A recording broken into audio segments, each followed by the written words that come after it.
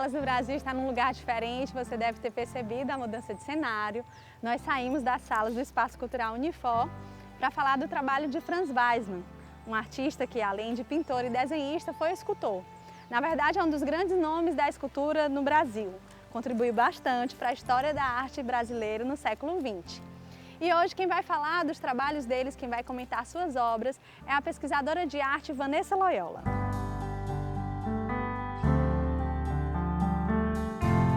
Franz Josef Weismann nasce em 1911 na Áustria. Depois, aos 11 anos de idade, em 1921, se muda para o Brasil com sua família, estabelece em Santos e inicia, no final da sua infância e durante a sua adolescência, um período em que ele experiencia um contato espontâneo com a pintura, com desenho, se relacionando com a natureza, experiências estas que não são consideradas um privilégio para ele, porque para ele toda criança é um pouco de artista.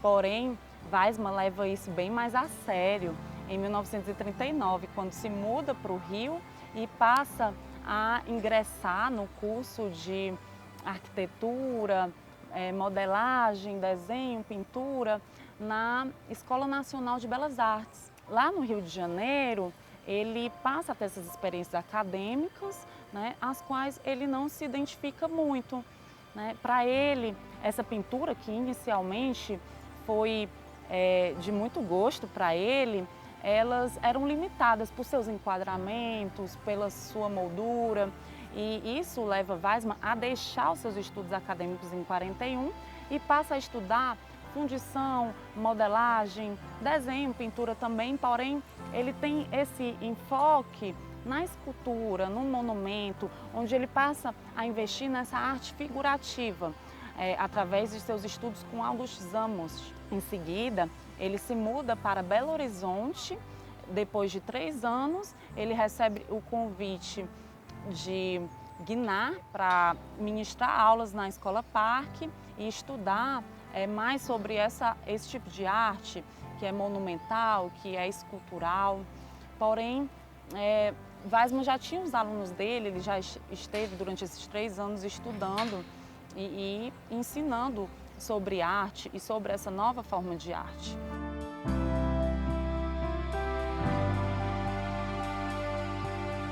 Nome fundamental do neoconcretismo brasileiro, o escultor Franz Weismann tem esculturas em vários lugares importantes no país. Na Praça da Sé e no Jardim das Esculturas do Parque Ibirapuera, em São Paulo.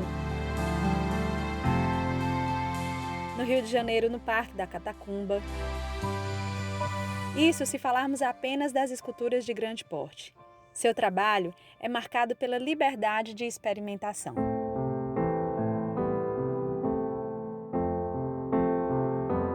Em 1956, Weismann retorna ao Rio de Janeiro e no ano seguinte ele recebe a tão sonhada nacionalidade brasileira.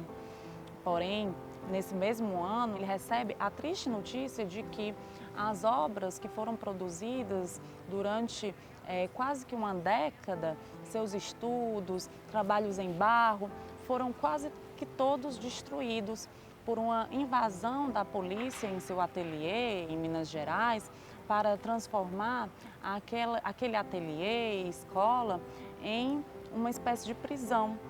Esse episódio deixou Weismann extremamente enfurecido. Ele voltou lá para tentar recuperar suas obras. Foi um episódio muito triste.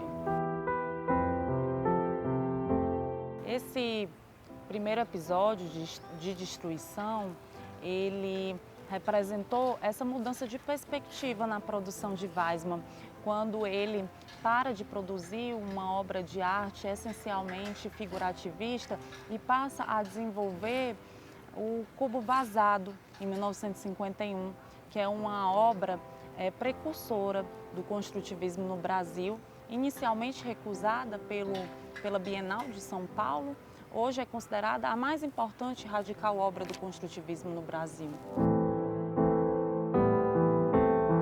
Ainda na década de 50, especialmente importante para Weismann, ele integra o grupo Frente com Ligia Clark e assina um manifesto do neoconcretismo em 1959, período em que a sua obra abandona a busca obsessiva pela essência da forma, pela geometria e passa a se configurar em uma obra inventiva, uma obra neoconstrutivista. Após esse período, Weissmann, já no exterior, passa a desenvolver os amassados, que são placas de zinco, de alumínio, que recebiam porretes, marteladas e configuravam-se numa expressão bem engajada socialmente a esse período que antecedia o golpe militar. Nesse mesmo período, em 62, Weissmann, igualmente afastado do local de sua obra,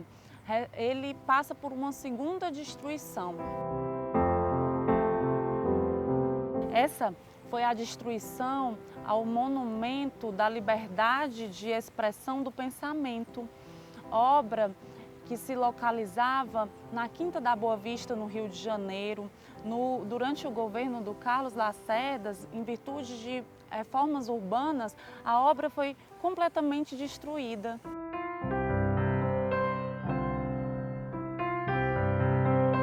Quem passa pelo campus da Universidade de Fortaleza convive diariamente com o trabalho de Franz Weissmann.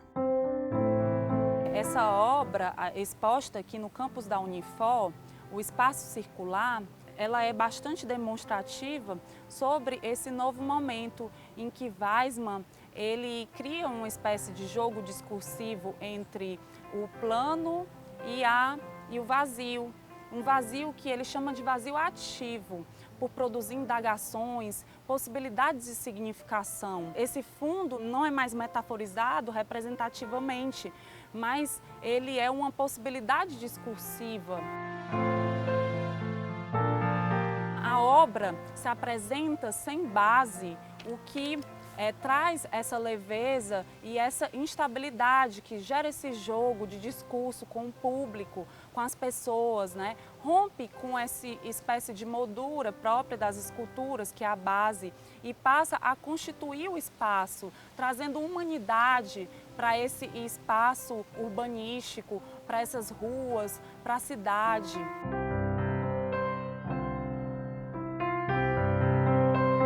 Esse tipo de obra rompe com o conceito tradicional de escultura, quando envolve o espaço num entorno estético participativo, em que a arte educa as pessoas, dialoga com as pessoas. Weissmann é um dos escultores que tem mais obras exibidas em praças públicas, em locais públicos, e ele ganhou um prêmio pela humanização da paisagem pelo jornal O Globo, que concedeu-lhe em 79 o título de carioca honorário. Ainda sobre essa etapa importante de seu trabalho, Weissmann declara: "Meu trabalho é me comunicar com o público, com o povo. E a melhor maneira de me comunicar e também de educar o povo é colocar a arte nas ruas." A arte brasileira da coleção da Fundação Edson Queiroz reúne obras dos principais nomes da arte no país. A coleção contempla diferentes períodos, cenas, estilos e escolas. Trata-se de um dos mais importantes acervos brasileiros mantidos por uma universidade privada. O campus da Universidade de Fortaleza é conhecido pelo seu paisagismo, uma extensa área verde cercada de obra de arte.